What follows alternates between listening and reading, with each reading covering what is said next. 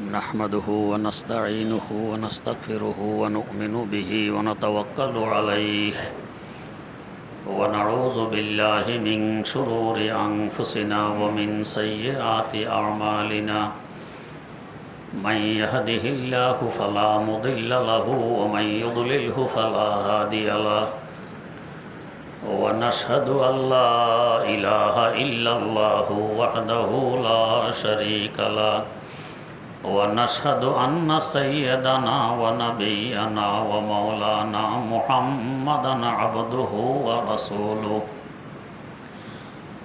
أرسله بالحق بشيرا ونذيرا وداعيا إلى الله بإذنه وسراجا منيرا صلى الله تعالى عليه وعلى آله وأصحابه وسلم تسليما كثيرا كثيرا أما بعد فأعوذ بالله من الشيطان الرجيم بسم الله الرحمن الرحيم ولا تقربوا مال اليتيم إلا بالتي هي أحسن حتى يبلغ أشده وأوفوا بالعهد إن العهد كان مسؤولا وأوفوا الكيل إذا كلتم وزنوا بالقسطاس المستقيم ذلك خير وأحسن تأويلا ولا تقف ما ليس لك به علم إن السمع والبصر والفؤاد كل أولئك كان عنه مسؤولا ولا تمش في الأرض مرحا إنك لن تخرق الأرض ولن تبلغ الجبال طولا كل ذلك كان سيئه عند ربك مكروها صدق الله مولانا العظيم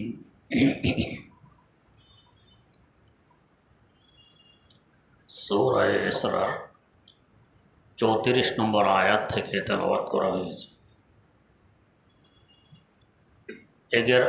এর আগের কতগুলো আয়াত থেকেই এক একটি করে গুরুত্বপূর্ণ কিছু বিধান আল্লাহ পাক আমাদেরকে দিচ্ছেন। আজকের পঠিত আয়াতসমূহের প্রথম আয়াতে বলছেন ওয়ালা তাকরাবু মাল আল ইয়াতীম, কোনো এতিমের মালের ধারে কাছেও যাবে না। ইল্লা বিল্লাতি হিয়া আহসান, হ্যাঁ যদি তাদের কোনো উপকারে আসে, তাদের মাল ব্যবহার করলে তাহলে করতে পারো। তাদের মালের হেফাজত করবে তারা প্রাপ্তবয়স্ক হওয়া পর্যন্ত। লেনদেন, ভালো মন্দ, লাভ লস বোঝা পর্যন্ত। তোমরা তোমাদের ওয়াদাসমূহকে পূরণ করো। ওয়াদা সম্পর্কে তোমরা জিজ্ঞাসিত হবে।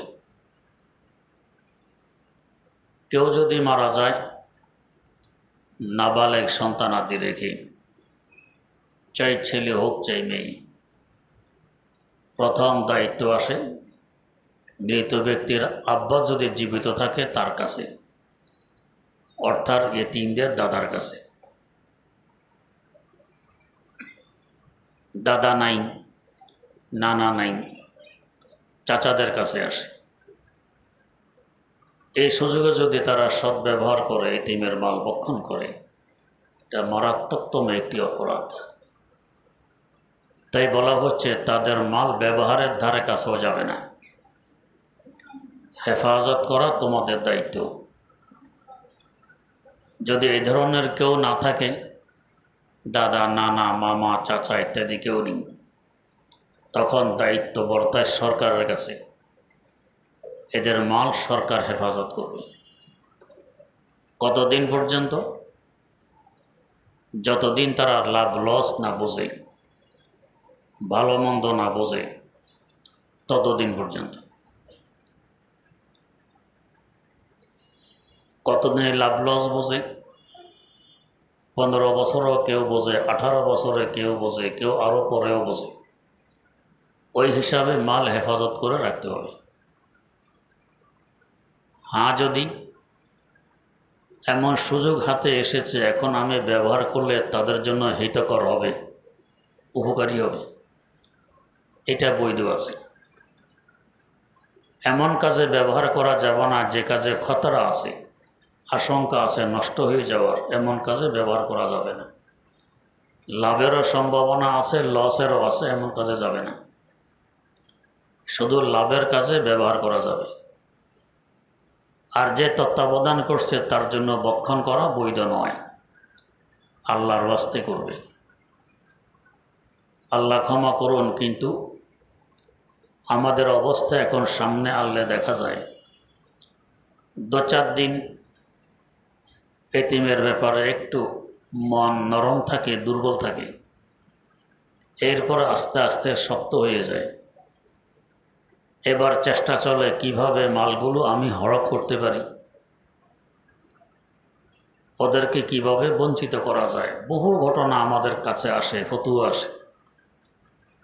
এতিম তত্ত্বাবধান করছে কিছুদিন, এখন এদেরকে উৎখাত করে দিতে চায়। বেচারারা অসহায়, আব্বা নেই, তো কী করবে? এটা মারাত্মকতম একটি অপরাধ। এই যে 2-4 দিনের মালের লোভে আর লালসায় পড়ে এতিমদের উপরে জুলুম করলেন, আমার সন্তানাদি কালকে এতিম হবে না, তার কি বিশ্বাস? তো আমাকে দেখতে হবে, আমার সন্তান যদি এতিম হয়, তো তাদের মালসামানের ব্যাপারে, সম্পদের ব্যাপারে মানুষ কীরকম ব্যবহার করুক, আমি কি চাই? এখন অন্য এতিম হয়েছে, তার ব্যাপারেও আমাকে ওইটাই চাওয়া লাগবে। হাদিস শরীফে আছে, লা ইউমিনু আহাদুকুম হাত্তা ইউহিব্বা লিনাফসিহি মা ইউহিব্বু লিগাইরিহি। ওই পর্যন্ত মুমিন হতে পারবে না যে পর্যন্ত নিজের জন্য যেটা ভালোবাসে আরেকজনের জন্য ওইটা ভালো না বাসে। তো আমার জন্য তো চাই অন্যের মাল নিয়ে আসি, কিন্তু আমার সন্তানাদির ব্যাপারে চাই অন্যের মাল নিয়ে আসি। আর অন্যের ব্যাপারে কি চাই? তার উল্টায়। বোঝা গেছে আমার ঈমান এখনও গড়বড়ে রয়ে গেছে, ঈমান ঠিক হয়নি। তো আমার ছেলের সন্তান এতিম হলে আমি যা চাই, ভাইয়ের সন্তান এতিম হয়ে গেছে তাদের জন্য আমি তাই চাব। এই 2-4 দিনের অর্থ সম্পদ, এটার হাকিকতার বাস্তবতা কি না জানার কারণে আমরা এই ধরনের অবৈধ পন্থা অবলম্বন করি। সম্পদের বাস্তবতা তো হলো নাপাকের ডিপু। আমাদের মাথা থেকে পা পর্যন্ত যে কতগুলো অঙ্গ আছে, এর মধ্যে সবচেয়ে গুরুত্বপূর্ণ অঙ্গ গলা থেকে উপরের দিক। আমাদের ব্রেন গলা থেকে উপরে, চোখ, কান, জিহ্বা, নাক, যেগুলো আমরা বেশি ব্যবহার করে থাকি আমাদের কাজে, এগুলো সব গলা থেকে উপরের দিক। এরপরে কিছু অঙ্গ আছে, এই গলা থেকে উপরের দিকের অঙ্গগুলোর খাদেম আর সেবক। যেমন ব্রেনে আসলো, এখানে বিল্ডিং বানানো লাগবে, পা হাঁটা আরম্ভ করলো, হাত কাজ শুরু করে দিল, চোখ দেখা শুরু করে দিল, কান শোনা শুরু করে দিল, সব এরা হলো খাদেম।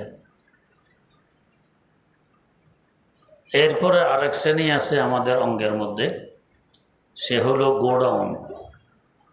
যেমন আমাদের মেদা, পাকস্থলী, 3 প্রকারের অঙ্গ। তো চিন্তা করে দেখুন, পাকস্থলী হলো মূল সম্পদের গোডাউন। এখানে সম্পদ আমদানি করে জমা করে রাখা হয়। এটার ভিতরে ঘ্রাণ না দুর্গন্ধ? দুর্গন্ধ। এটার ভিতরে সম্পদ যাওয়ার পরে পচে, পচার পরে এর নাম কি? পায়খানা। আমরা বলি গু। তাহলে যেই সম্পদের মূল কেন্দ্র, এটার শেষ পর হলো পায়খানা, গু। এটা পাক না নাপাক? এটা নাপাক। এক তো দুর্গন্ধ, আরও হলো নাপাক। এটা হলো সম্পদের বাস্তবতা। আর অন্যান্য অঙ্গ, চাই সে খাদেম হোক আর চাই মখদুম হোক, ওগুলির ভিতরে কিন্তু পাকস্থলীর নেই, দুর্গন্ধ নেই, পাকস্থলীর নেই, এটা নাপাকের ডিপু নয়। এই নাপাকের ডিপুর পিছনে আমি দৌড়লাম, আরেকজনের হক নষ্ট করি, এটা কি বুদ্ধির পরিচয় হইল? মোটেও বুদ্ধির পরিচয় হয়নি। হ্যাঁ, পারলে আমি আমার থেকে কিছু তার পিছনে ব্যয় করি, ব্যয় করলে আয় বাড়ে, এটাই নিয়ম। যেমন এই যে পাকস্থলী হলো সম্পদের ডিপু, রাত দিন 24 ঘন্টা কামাই করলাম, সব কার জন্য? এই মাছ ভাণ্ডারের জন্য। তো এখানে সব জমা করলাম। এখন যদি ভাবি যে না, এত কষ্ট করে এখানে জমা করলাম, একত্রিত করলাম, গুদামজাত করলাম, এটা ব্যয় করা তো ঠিক হবে না, এটা এখানে থাকবে। বলেন তো, যদি বের হওয়ার রাস্তাটা বন্ধ করে দেন টেপ লাগাইয়ে কিংবা সিলাই করে, কী অবস্থা হবে? ওইটা তো যাবে যাবে, আপনাকে নিয়ে যাবে। এদিক দিয়ে আমদানি করবেন, ওদিক দিয়ে আবার রপ্তানি করা লাগবে, ব্যয় করতে হবে। তো সম্পদটা এমনই, আসবে সাথে ব্যয় করবেন। এটিএমের পেছনে হোক, গরিবের পেছনে হোক, অসহায়ের পেছনে হোক, মাদ্রাসার পেছনে হোক, মসজিদের পেছনে হোক, কিছু ব্যয় করা লাগবে। এতে লাভ হবে কি? এটা পবিত্র থাকবে, ঠিক থাকবে, তার থেকে কাজ নেওয়া যাবে, দুর্গন্ধ ছড়িয়ে পড়বে না। আর যদি মোটেও ব্যয় না করি তো দুর্গন্ধ ছড়িয়ে পড়বে। এই সম্পদ থেকে কখনো সুখ শান্তি আশা করা যায় না, এই সম্পদ থেকে অশান্তি সৃষ্টি হয়। যারা দান খয়রাত করে ঠিক রাস্তায়, ভালো রাস্তায়, আপদে কুপথে নয়, ভালো রাস্তায় ব্যয় করে, তাদের সম্পদ থাকে পবিত্র, শান্তি বয়ে আনে। আর আপদে কুপথে ব্যবহার কিংবা একবারে ব্যবহার নয়, হাত খিঁচে বসে রইলাম, মোটো দান না করি, এই সম্পদ থেকে কখনো শান্তি পাওয়া যায় না, অশান্তি অশান্তি। দেখবেন সাধারণত যারা সম্পদের লোভী, নিজের পিছনেও খরচ করে না। যা কিছু পয়সা কামাইলাম, আরও পয়সা কিভাবে কামানো যায় এই পয়সা ব্যয় করে ওই ব্যবস্থা করি। খাই আটার যাও। আমার সামনে এরকম অবস্থা আছে, তাই বলতেছি বাস্তব কথা। কত জায়গা জমিন মৌসুমে 500 মণ ধান পায়, সাধারণ কথা, 500 মণ ধান। সব ধান বিক্রি করে আবার জমি খরিদ করে, আর বাল বাচ্চাকে খাওয়ায় আটার যাও, নিজে খায় আটার যাও, সব শরীরে হাড্ডি কয়েকখান, গোস্ত বলতে নেই। বলেন তো এই সম্পদের কী অর্থ? এই সম্পদ তো ঠিকই বাড়াই গেলাম, 2-4 দিন পরে মারা গেছি, এখন নিজেও ভোগ করতে পারলাম না, সম্পদের পিছনে পরিশ্রমে ব্যয় করে গেলাম, শ্রমে দিয়ে গেলাম, তো লাভ কী হলো এই সম্পদে? এই মাঝভাণ্ডারের চিন্তা না করে পাক পবিত্রতা এবং শান্তি চিন্তা করা চাই। তো এতিমের মাল বলি, অন্য কারো মাল বলি, নাজায়েজ পন্থায়, অবৈধ পন্থা যদি আমি অর্জন করি, সেটা দুর্গন্ধ ছড়িয়ে পড়বে। যেমন আমি যদি পরিষ্কার খাবার, আমার স্বাস্থ্যের জন্য হিতকর খাবার আমি পেটে দেই, উপকার হবে। কিন্তু লোভ লালসা এত বেশি, পরিষ্কার খাবার সামনে পেলেও খাই, গান্দা পচা দুর্গন্ধময় খাবার পেলেও খাই, এটাও ছাড়তে রাজি নেই। এখন অবস্থা, উপকার হবে না ক্ষতি হবে? পেট তো বোঝাই হবে, ঠিক, পেট বড় হবে, পাক পবিত্র ভালো খাবারের মাধ্যমেও এবং পচা অপবিত্র দুর্গন্ধময় খাবারের মাধ্যমে পেট তো ভরবে, তো বাস্তবে ক্ষতি, উপকার হবে না। তো আমি যদি হালাল পন্থায় রিজিক কামাই করি, আমি রিজিক দ্বারা উপকৃত হতে পারবো। হালাল হারামের তোয়াক্কা না করে হালালও কামাই, হারাম পাইলে সেটাও কামাই, একটাও বাদ দেই না। এটা আমার পেট নষ্ট হবে, মাঝভাণ্ডার নষ্ট হবে, এটার দ্বারা আমি শান্তি পাবো না, অশান্তি বেড়ে চলবে। দেখবেন যারা সুদের কারবার করে, যারা ঘুষ খায়, যারা ধোঁকা দেয়, চাঁদাবাজি করে, কেউ শান্তিতে নাই, একজনও এর থেকে মোস্তাস্তা নেই, কেউ শান্তি নেই, সব অশান্তির আগুনে জ্বলতেছে। কেন? ও পচা গান্দা খাবার নিয়ে আসছে মাঝভাণ্ডারিতে, এটা শান্তি কখনো বই আনতে পারে না।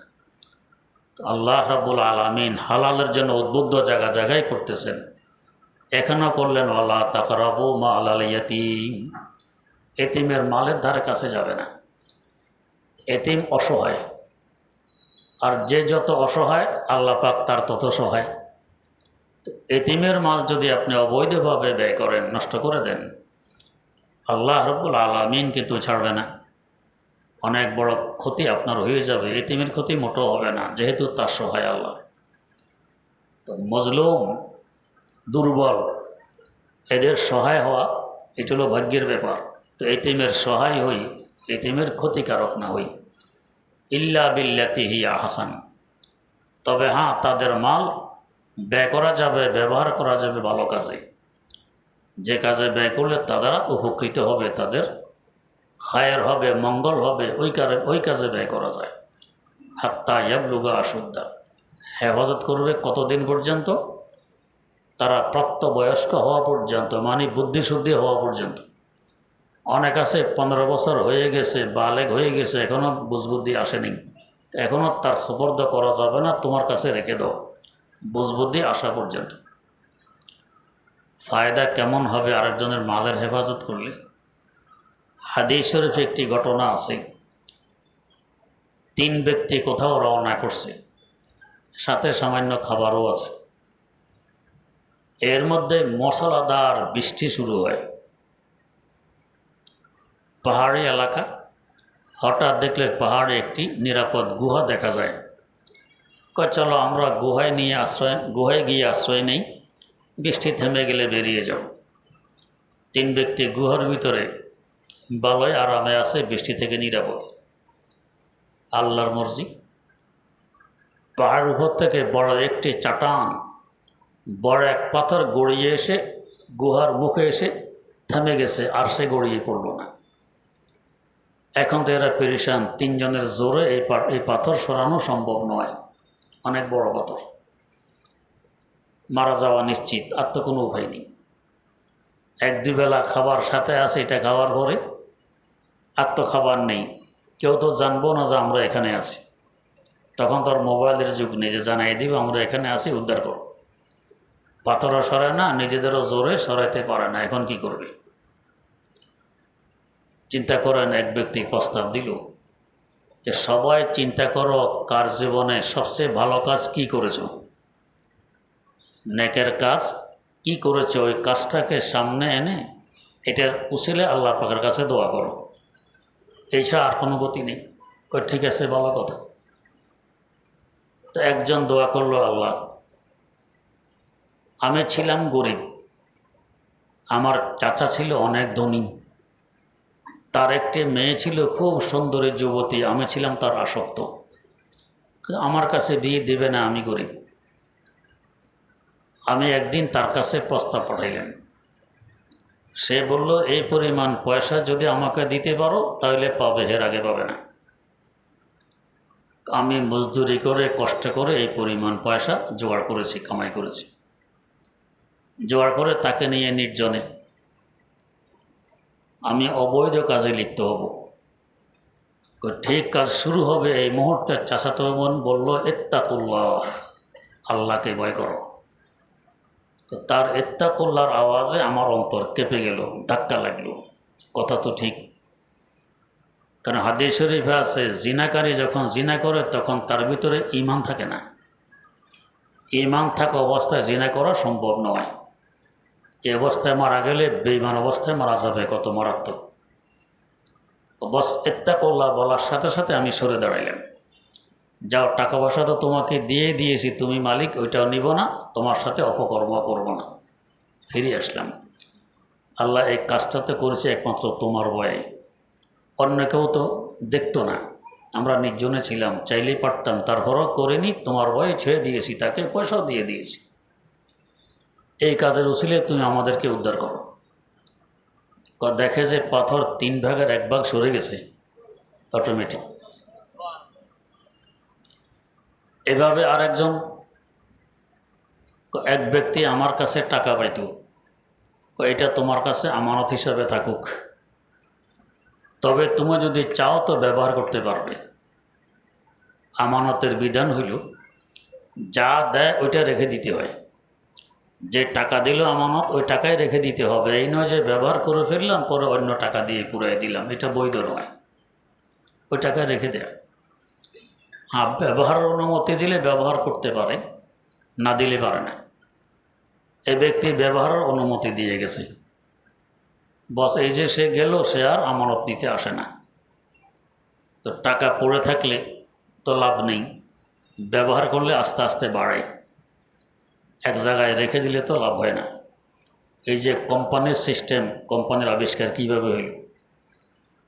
আগের যুগে তো মানুষ টাকা পয়সা ঘরে কিংবা পাতিলে রেখে, কলসিতে রেখে মাটির নিচে পুঁতে রাখত। গড়ও রাখতো কীভাবে? দাদি নানিদেরকে দেখেছি, হয়তো নাতিরা নতুন টাকা পেয়ে নানিকে বা দাদিকে হাদিয়া দিল, দাদি এই নেন নতুন টাকা। এটাকে বিড়ির মতো করে বোটে সুতা দিয়ে বাঁধে, উপরে আবার কাগজ ফেঁসায় আবার সুতা দিয়ে বাঁধে, এর উপরে প্লাস্টিকের কাগজ আর একবার ফেঁসে আবার সুতা দিয়ে বাঁধে। এটাকে নারিকেলের ঠোলার ভিতরে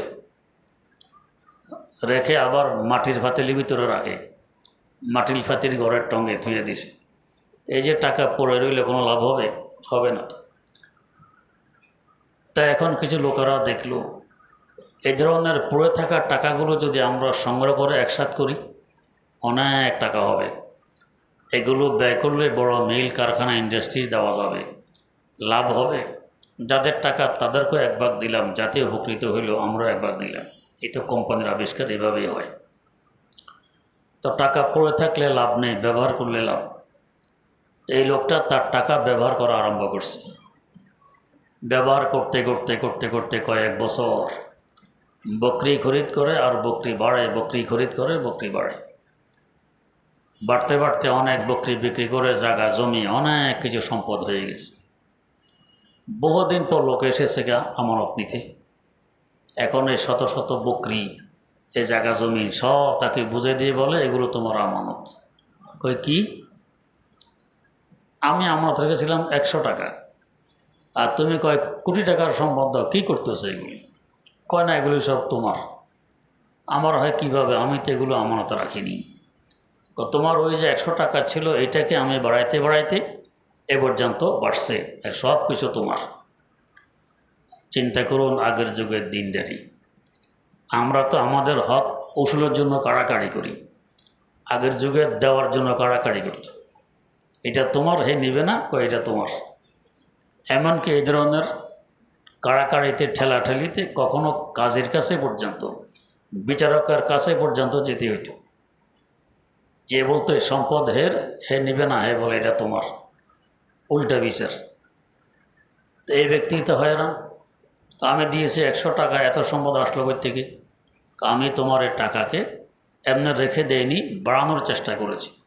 এ বাড়তে বাড়তে এ পর্যন্ত বেড়ে গেছে, সব তোমার, এগুলো আমার নয়। তাকে দিয়ে দিল। এই লোকটা বলল, আল্লাহ, আমি যে আমানতের হেফাজত করেছি, তার পাশাপাশি বাড়ানোর চেষ্টা করেছি, এটা একমাত্র তোমার খাতিরে, অন্য কোনো উদ্দেশ্য এখানে ছিল না। আল্লাহ, এর উসিলা যদি তুমি পাথরটা সরাইয়ে দাও। আর 1/3 সরে গেছে, 2 ভাগ সরছে, 1 ভাগ বাকি আছে। তৃতীয় ব্যক্তি একটা কাজ করছে কি, রাত্রে আমাদের খাবারের ব্যবস্থা হলো দুধ। আমি দুধ দহন করে ঘরে আসছি, আগে মাকে খাওয়াই, এরপরে সন্তানাদিকে খাওয়াই, তারপরে আমি খাই। ঘরে এসে একটু দেরি হয়ে গেছে, দেখি মা ঘুমিয়ে পড়ছে। হায় হায়, বৃদ্ধা মা, আগে মাকে খাওয়া, এটাই নিয়ম। মায়ের হক সবচেয়ে আগে, মোকদ্দম। মার সুখ শান্তির ব্যবস্থা করে এরপরে বাকিটা। আমরা তো উল্টা, সবাই সুখ শান্তির ব্যবস্থা করে ফেললে মা, না হলে নেই। তো আমাদের শান্তি আসবে কোত্থেকে?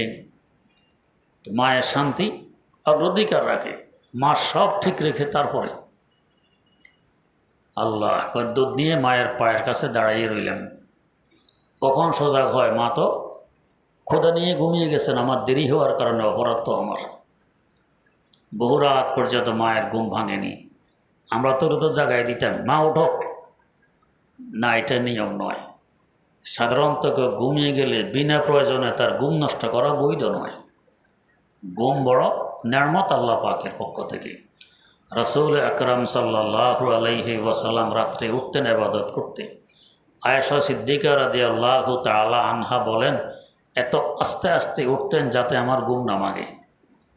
মাঝে মধ্যে আমি টের পেতাম। আস্তে আস্তে ঘরের দুয়ার খুলতেন যাতে আমার ঘুম না ভাঙে, আস্তে আস্তে বেরিয়ে যেতেন যাতে আমার ঘুম না ভাঙে।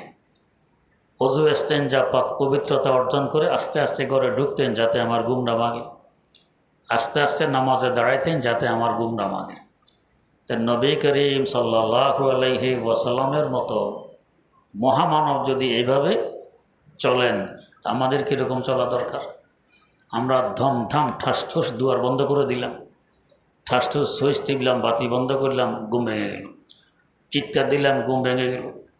আর কেউ তো আছে, আল্লাহ ক্ষমা করুন, এমন জোরে হুন্ডা চালায়, শুনেছি নাকি ইচ্ছা করে নাকি আওয়াজ বড় করতে পারে। আল্লাহ, আমাদের বাসার সামনে দিয়ে এই 2-3টা হুন্ডা আছে, এরা নির্দিষ্ট সময়ে যাওয়া আসা করে, আওয়াজ যেন কানের পর্দা ফেটে যাবে এই অবস্থা। রোগীর কত কষ্ট, ছোট বাচ্চাদের ঘুম ভেঙে যায়, এরা লাফ দিয়ে ওঠে, কত কষ্ট। কেন তোমাকে আওয়াজ দিয়ে যেতে হবে? এটা তোমার কী লাভ? ওর আওয়াজটা তোমার কানেও যায়, ক্ষতি তো তোমার। কেন? যখন দিন না থাকে, ঈমান ঠিক না থাকে, তো লাভ ক্ষতি বোঝার মতো যোগ্যতাও হারিয়ে ফেলে। এই আওয়াজ এটা কেন দিবে? সেই আওয়াজ দিয়ে যায় হুন্ডা নিয়ে। আল্লাহ ভালো জানা, হয়তো বোঝায় যে আমার হুন্ডা আছে, মই কি হুনুরে, হ্যাঁ আমি হুন্ডা নিয়ে যাই, বুঝে আমার হুন্ডা আছে, সবাই দেখবে যে আমি এভাবে বীর বাহাদুর আওয়াজ করতে করতে যাই।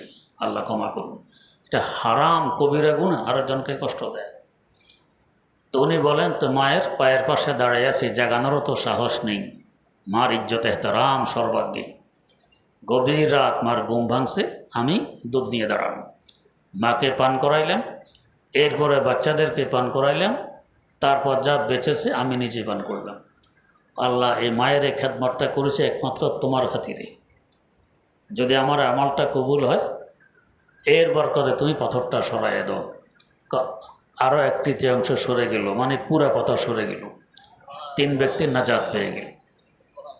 তো দেখেন আমার বলার উদ্দেশ্য, দ্বিতীয় ব্যক্তি যে মাল আমানত রেখেছিল তার কাছে, হেফাজত তো করেছে, বাড়ানোর চেষ্টা করেছে, যার বরকতে 1/3 পাথর সরে গেছে, এদের যান বাঁচার ব্যবস্থা হয়ে গেছে। আর এতিমের মাল আমার কাছে আমানত, আমি যদি খেয়ানত করি, আল্লাহ ক্ষমা করুন, দেখা যায় এতিম ছোট ছোট বাচ্চা এখন আসতে তাদের ঘরে এসে এতিমের মাকে বলে, বাবি এখন লেখাপড়ার যুগ, বাচ্চাদেরকে মূর্খ রাখা যাবে না, এদেরকে দিয়ে দেন, এতিমখানায় ভর্তি করাই আসি। কত সুন্দর যুক্তি। উদ্দেশ্য কিন্তু বাচ্চাদেরকে শিক্ষিত বানানো নয়, উদ্দেশ্য ঘর খালি করা, এরা ঘর থেকে সরে যাক। বেচারি সোজা সাজা মহিলা মানুষ, ঠিক আছে নিয়ে যান, এদেরকে নিয়ে এতিমখানায়। এরপরে আবার আরেকদিন এসে, ভাবি দিনকাল তো ভালো নয়, পত্র পত্রিকা কত অঘটন দেখা যায়, কোন দিন কোন অঘটন ঘটে, আপনি একা একা ঘরে থাকেন, আপাতত এ বাপের বাড়ি গিয়ে থাকুন, বাতিজারা বড় হোক তারপরে আসবেন। বেচারি দেখে কথা তো ঠিকই, দিনকাল তো ভালো নয়, কোন বিপদে পড়ি, একা ঘরে থাকি, বাস বেচারি গেছে গা বাপের বাড়ি। উদ্দেশ্য তার সতীত্ব রক্ষা নয়, উদ্দেশ্য ঘর খালি করা। বাতিজারা এতিমখানায়, বাবি বাপের বাড়ি, ঘর খালি। এখন বলে কি, খালি ঘর তো বুতে দখল করে, ঘর খালি রাখা যায় না, খালি ঘর বুতে দখল করে, পরে আসতে তো থাকতে পারবে না কেউ, তাহলে এখন আপাতত আমিও থাকি। এই ঘর দখলে গেল, থাকতে থাকতে 14-15 বছর। বাতিজারা শিক্ষিত হয়ে বাড়ি এসে বলে, চাচা লেখাপড়া শেষ হয়েছে, এবার মেহরবানি ঘরটি ছেড়ে দেন। চোখ রাঙ্গা করে, কি 14 বছর বাড়ির চৌকিদারি করলাম, বাড়ির পিছনে কত খরচ করলাম, এমনি বেরিয়ে যাব? এত লক্ষ টাকা আগে দিবা, তারপরে বের হওয়ার প্রশ্ন। বেচারা করছে লেখাপড়া, কোথার থেকে দিবে লক্ষ টাকা? এইটা শুরু হয়ে গেল দ্বন্দ্ব, চাচার সাথে এরা কুলাইতে পারে? এইটা ঘর দখল করে নিলাম, মালে এতিম আমি নষ্ট করে ফেললাম, তাদের হকটা নষ্ট করে দিলাম, তাদেরকে দিলাম না। আল্লাহ পাক তাই বলছেন, ওয়ালা তাকরাবু মালাল ইয়াতীমি ইল্লা বিল্লাতি হিয়া আহসান হাত্তা ইয়াবলুগা আশুদ্দা। হ্যাঁ, তারা বুঝবান হওয়া পর্যন্ত সম্পদ হেফাজত করো, আমানতের খেয়ানত করবা না, বুঝবান হওয়ার পরে তাদেরকে বুঝিয়ে দাও।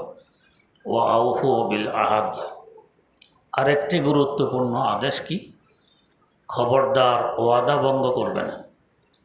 একটাকে বলে ওয়াদা, একটাকে বলে মুআহাদা, দুইটা দুই জিনিস। দুই দিক থেকে যদি হয়, তুমি আমাকে এই দিবে, আমি তোমাকে এই দিব, দুই দিক থেকে, এটাকে বলে মুআহাদা। এটা পূরণ করা শরীয়তের দৃষ্টিতে ওয়াজিব, আবশ্যক। যদি কেউ না করে, আইনের আশ্রয় নিয়ে জোরপূর্বক করানো যায় যে তুমি তো আমার সাথে ওয়াদা করেছ। এই মুআহাদা ভঙ্গ করা বৈধ নয়, হারাম। কেউ ভঙ্গ করলে আইনের আশ্রয় নিয়েও তাকে বাধ্য করা যায় তুমি তোমার ওয়াদা পূরণ করো। 2 নম্বর মুআহাদা নয়, ওয়াদা। এক পক্ষ থেকে আমি আপনাকে অমুক বস্তু দিব, আমি আপনার অমুক কাজটি করে দিব, অমুক দিন আপনার সাথে সাক্ষাৎ করব, এটা একতরফা ওয়াদা, মুআহাদা নয়, দুদিক থেকে চুক্তি নয়। এটা শরীয়তের দৃষ্টিতে এটাও ওয়াজিব। তবে বেশম হইল যদি কেউ পূরণ না করে, আইনের আশ্রয় নিয়ে জোরপূর্বক পূরণ করানো যাবে না। এক পক্ষ থেকে যদি করে, আইনের আশ্রয় নিয়ে জোরপূর্বক পূরণ করানো যাবে না। ওয়াদা ভঙ্গ করার কারণ সে গুনাহগার হবে ঠিক, কিন্তু আমার জোর এখানে চলবে না। আর মুআহাদা যদি হয় দুই দিক থেকে, এখানে জোর চলবে উভয় পক্ষ থেকে। এখানে আহাদ উভয়টাকে সামিল করে, এক তরফ থেকে হোক, দুই পক্ষ থেকে হোক, খবরদার এটা ভঙ্গ করবে না। কারণ কোন মুআহাদার কথা বলতেছেন, কোন ওয়াদার কথা বলতেছেন? এখানে 3 রকমের ওয়াদা। প্রথম ওয়াদা ইয়াউমে আলাস্ত, মানব জীবনের প্রথম দিন, যাকে রোজে আজল বলা হয়। আল্লাহ পাক অঙ্গীকার নিয়েছেন, আমি কি তোমাদের পালনকর্তা নই? আমরা অঙ্গীকার করেছি কি, হ্যাঁ আপনি আমাদের পালনকর্তা। এই প্রথম দিন যে অঙ্গীকার নিয়েছেন, এটা পূরণ করো, না হলে তোমরা জিজ্ঞাসিত হবে হাসর মাঠে, জবাবদিহিতে আছে তোমাদের। তো সেখানে তো অঙ্গীকার করে এসেছি কি আপনি আমাদের পালনকর্তা। আর এখানে এতিমের মাল খাই, আরেকজনের মাল জবরদস্তি চাঁদাবাজি করে খাই, দখল করে খাই, ঘুষের মাধ্যমে খাই, সুদের মাধ্যমে খাই। তো ওয়াদা ত্যাগ করে আসতাম আল্লাহ, পালনকর্তা আমনে। তো যদি আল্লাহ পাক পালনকর্তা হয়, তো তাহলে আমি কেন অবৈধ কাজে চলি? যিনি আমার মালিক তিনিই তো সব দেখবেন। আল্লাহ, একজন গোলাম যদি বিশ্বাস রাখে যে আমার খাওয়া দাওয়া থাকা এবং পড়ার ব্যবস্থা করবে আমার মনিব, এটা আমার চিন্তা নয়। আমার চিন্তা শুধু মনিবের কথা মানা। তো আমরা তো আল্লাহ রাব্বুল আলামিনের গোলাম, তো তার ব্যাপারে এই আস্থা কেন রাখতে পারবো না যে আমার থাকা খাওয়া পড়া সব আমার আল্লাহ ব্যবস্থা করবেন, আমার দায়িত্ব তার আদেশ নিষেধ মানা। তো প্রথম নম্বর অঙ্গীকার হইল রোজে আজল, মানব ইতিহাসের প্রথম দিন যে ওয়াদা করে এসেছি আপনি আমাদের পালনকর্তা, ওটার উপরে অটল থাকা লাগবে। অটল থাকতে আল্লাহ পাক কুদরতিভাবে দেখাই দিবেন কিভাবে আমি তোমাদের লালন পালন করি। আমরা এটা চিন্তা করে কুল পাবো না কীভাবে করি। হাকিমুল ইসলাম আল্লামা কারি তৈয়ব সাহেব রহমতুল্লাহ আলাই বলেন, একবার দাউলুম দাওয়ান পরিদর্শনে এসেছে ভয়েসরায়, বড় লাট ইংরেজদের। তো ঘুরে ফিরে দেখে জিজ্ঞেস করতেছেন আপনাদের খরচ কত হয়? ব্রিটিশ আমলের কথা বললেন, মাসে 50,000 টাকা। তখনকার সময়ে 50,000। এই মাসে খরচের জন্য কত টাকা আছে তহবিলে? আছে 15,000 টাকা। বাকি 35,000 কীভাবে ব্যবস্থা করবেন মাস তো শেষের দিকে? এটা তো জানি না, তবে এটা জানি যে ব্যবস্থা হবে। কিভাবে করবো জানি না, তবে এটা জানি যে ব্যবস্থা হবে। এটা তো যুক্তির কথা নয়, বুঝে আসে না। আসলে বুঝে আসার কথা নয়, বুঝের ঊর্ধ্বের কথা, যুক্তির ঊর্ধ্বের কথা। ব্যবস্থা হবে এটা জানি, কিভাবে হবে এটা জানি না। কারণ দারুম দেওবন্দের প্রতিষ্ঠাতা যিনি হুজ্জাতুল ইসলাম আল্লামা কাসেম নানুতুবি রাহিমাহুল্লাহ, কোন নীতির উপরে এই প্রতিষ্ঠানটি চলবে 7টি ধারা তিনি লিখে দিয়ে গেছেন। একটি ধারা কি, নির্দিষ্ট কোনো আয়ের ব্যবস্থা করা যাবে না। উল্টানো, আমি তো মনে করি উল্টে। নির্দিষ্ট আয় থাকলে যে নিশ্চিন্তে আয় আসবে, ব্যয় হবে। আর উনি লিখছেন কি, নির্দিষ্ট কোনো আয়ের ব্যবস্থা করা যাবে না। এটা তো তাহলে চলবে কিভাবে? আল্লাহর উপর ভরসার মাধ্যমে। নির্দিষ্ট আয়ের ব্যবস্থা নেই, আল্লাহর ভরসার মাধ্যমে চলবে। তো বড়লাট জিজ্ঞেস করতেছেন 35,000 টাকা নাই, অভাব, চলবে কীভাবে? তো কীভাবে চলবে এটা জানি না, তবে চলবে নিশ্চিত। এভাবে চলে আসতেছে আজ পর্যন্ত। সারা দুনিয়ার কওমি মাদ্রাসাগুলো এইভাবেই চলে। এদের বাজেট নেই, আয়ের নির্দিষ্ট তেমন খাত নেই। দারুল উলুম করাচি, যেখানে আমি লেখাপড়া করেছি, আল্লাহ 100 একর জমির উপরে প্রতিষ্ঠান। 100 একর মানে 350 বিঘারও বেশি, বিশাল অবস্থা। মাত্র এক কোনায় 4টা দোকান আছে, চতুর্দিকে কয়েকটা বাস স্টেশন আছে, চতুর্দিকে বড় রাস্তা। তো যিনি মহাপরিচালক, আমার উস্তাদ মোহতারা মুফতি আজম আল্লামা মুফতি মোহাম্মদ রফি ওসমানী রহেমহুল্লাহ, তাকে আমি একদিন বললাম সাহস করে, হুজুর চতুর্দিকে দোকান বানায় দিলে কোটি কোটি টাকা মাসে আয় হয়, ভালো হয় না? जवाब दिलें कि ये जो 4 दुकानें आप देख रहे हैं ये भी हम ख़त्म कर रहे हैं। 4টা দোকান যে দেখতেছো ওই কোনা, এগুলিও বন্ধ করে দিতেছি, এগুলো রাখবো না।